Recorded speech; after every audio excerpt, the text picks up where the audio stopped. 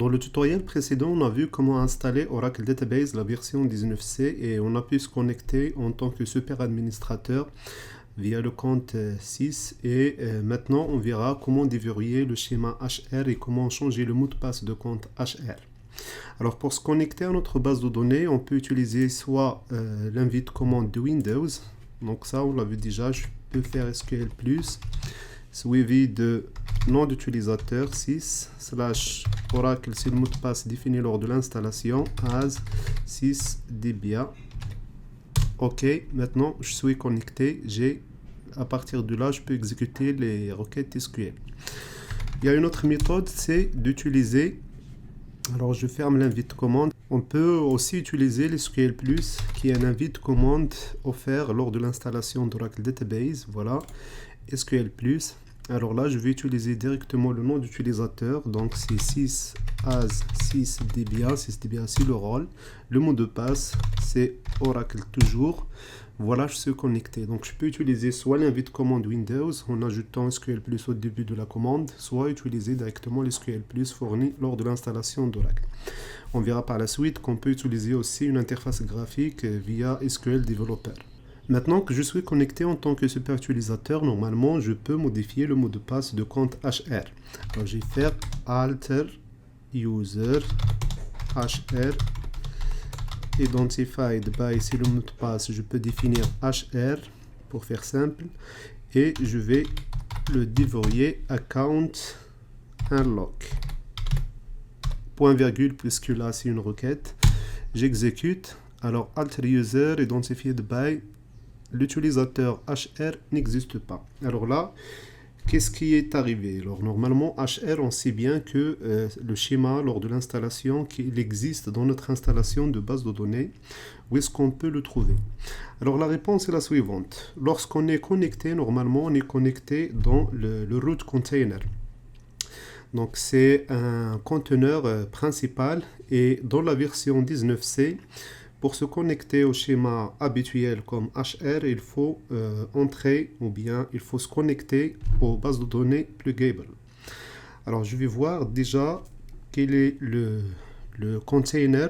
Alors je vais faire la commande show container underscore name. Ok. Alors là, il m'affiche que je suis connecté dans le container cdb $root. Alors, comme j'ai dit, là, dans la version 19c d'Oracle Database, le schéma HR se trouve dans la base unfishable, pluggable, et non pas dans le conteneur racine. Ce qu'il faut faire maintenant, c'est de switcher entre le container vers la base de données pluggable. Alors, une base de données Oracle, normalement, est représentée à un client en tant que service. Alors, supposons que notre conteneur contient ces trois bases de données pluggable, Orcel PDB1, Orcel PDB2, Orcel PDB3.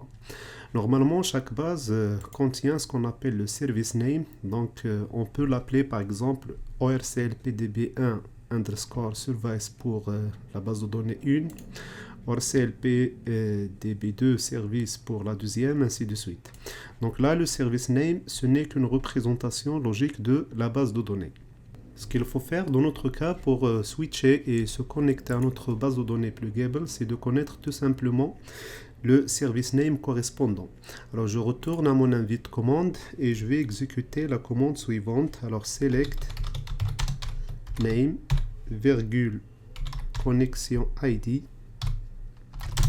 container ID from, il existe une variable $, une variable globale PDBS pour Pluggable Databases. Ok, point virgule, puisque c'est une requête. Alors là, il me retourne 2.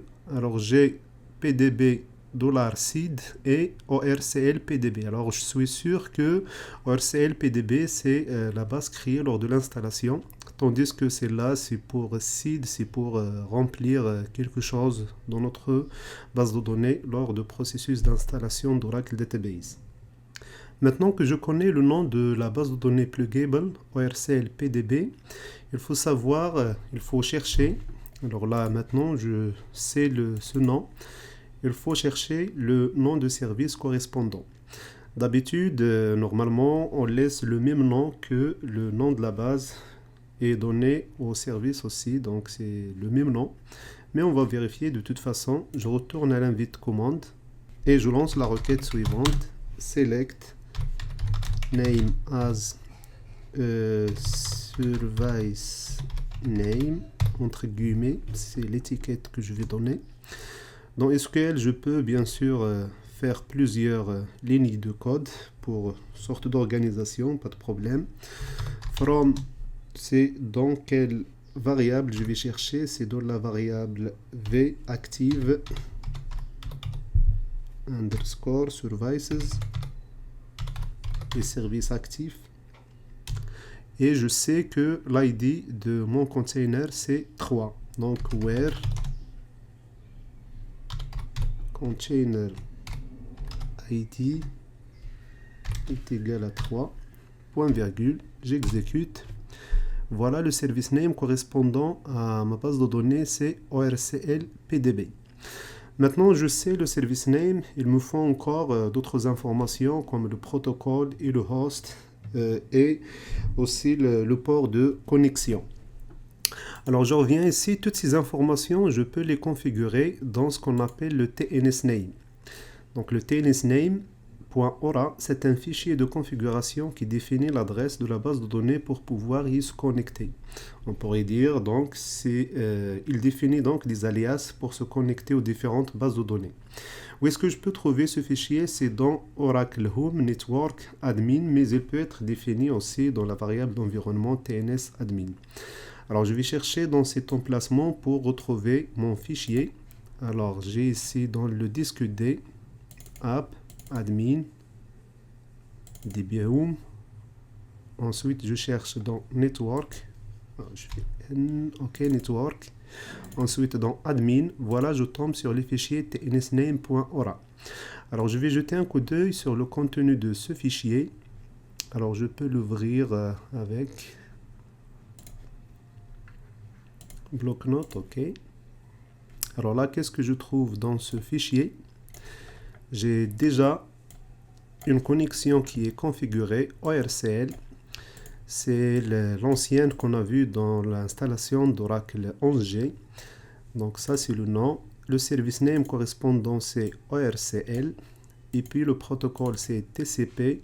Localhost, c'est le host. Et puis le port, c'est 1521 par défaut. Maintenant, pour se connecter à ma base de données Plugable, donc j'ai récupéré le service name qui est ORCL PDB. Pour le reste, le protocole c'est le même, localhost c'est le même host et puis le port c'est le même. Ce qui fait, je dois créer une nouvelle entrée, ce qu'on appelle alors TNS Entry. Alors TNS Entry c'est l'équivalent de Transparent Network Substrate. Alors là, j'ai un utilisateur qui essaye de se connecter à une base de données ORCL, c'est le service name. La base de données, c'est ORCL. Pour se connecter, normalement, il y a un fichier TNS qui contient plusieurs entrées. Alors, ces entrées TNS sont appelées aussi Connect Descriptor ou bien descripteur de connexion. Donc, une entrée, ce n'est que ce qu'on vient de voir dans le fichier ici, tnsname.aura. C'est un alias qui permet de se connecter à une base en fournissant plusieurs informations comme le service name, le protocole, le host et le port. Voilà, alors pour créer une nouvelle entrée, on a plusieurs méthodes, deux méthodes plutôt. Une méthode manuelle consiste à utiliser un éditeur de texte comme CodeBlock ici, comme bloc-notes, pardon. Je peux aussi utiliser n'importe quel autre éditeur de texte. Et puis, il y a une méthode qu'on verra dans un prochain tutoriel en utilisant un utilitaire graphique qui s'appelle Oracle Net Configuration Assistant NetCA. Alors, j'ai dit donc, pour se connecter à ma base de données Plugable, on va créer un alias de connexion dans le fichier tnsname.aura et on va changer, comme j'ai dit, le nom de la base et le service name correspondant pour pouvoir se connecter. Alors, je vais dans le fichier tnsname.aura, je fais un copier-coller de cette entrée, CTRL-V, et j'ajoute ORCL PDB pour Plugable Database, et ici, pdb, je fais command S, ou bien fichier enregistré, pardon.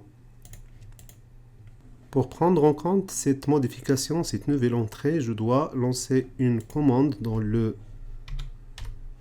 l'invite commande.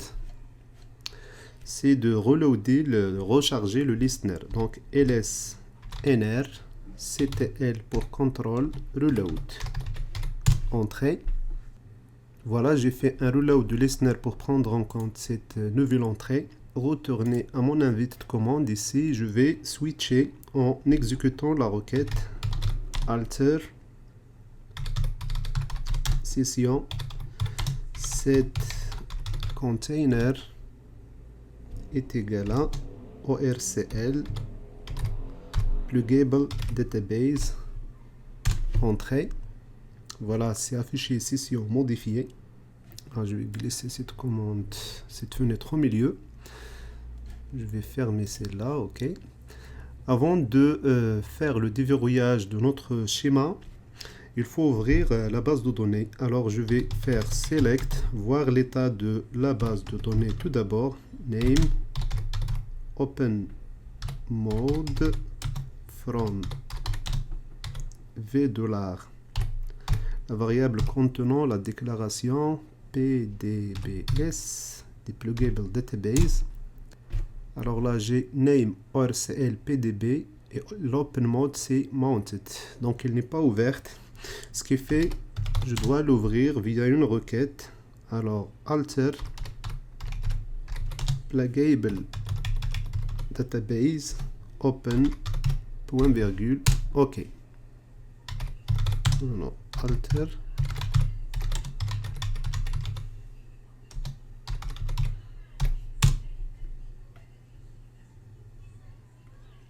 j'ai oublié WG pour pluggable. Base de données pluggable modifiée. J'exécute maintenant l'ancienne. J'appuie sur la touche fléau de mon clavier pour revenir dans l'historique des commandes. Alors, alter pluggable database, name open mode, ok, je vais voir. Maintenant, il est en mode read and write. À partir de là, je peux effectuer des modifications sur ma base de données pluggable et je peux maintenant faire un alter user hr identified by hr et je vais unlocker account unlock, ok. Voilà l'utilisateur modifié. Félicitations, on vient de déverrouiller l'utilisateur HR et de changer son mot de passe. Je fais maintenant show user. Alors user maintenant, je suis toujours connecté en tant que 6. Je vais essayer maintenant de connecter HR. Alors je fais con pour connect HR slash HR arrobas sur quelle base? Donc c'est orcl pdb. Ok, point virgule, entrée. Voilà, je suis connecté. Maintenant, je peux faire show user pour vérifier. Je suis connecté en tant que HR. Dans le prochain tutoriel, on verra comment créer une nouvelle entrée dans tnsname.aura, mais cette fois-ci en utilisant l'assistant graphique offert par Oracle, Oracle Net Configuration Assistant.